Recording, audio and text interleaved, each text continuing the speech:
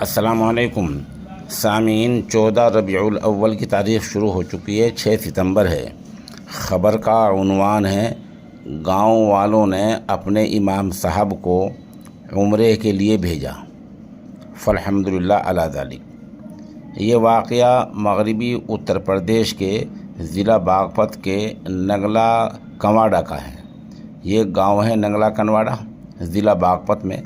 یہاں کے لوگوں نے اپنی محنت مزدوری کی رقم اکٹھا کر کے اپنی مسجد کے امام و خطیب قاری فہیم الزمان نعمانی اثاروی کو عمرے کے سفر پر بھیجا ہے۔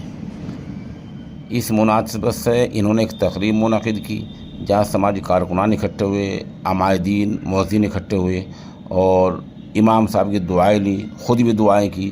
اس طرح پرجوش استقبال کے ساتھ اپنے امام صاحب کو عمرے کے لیے بھیج دیا ہے۔ خبر کے لیے ہم معلم مولانا جابر صاحب کے نہایت شکر گزار ہیں۔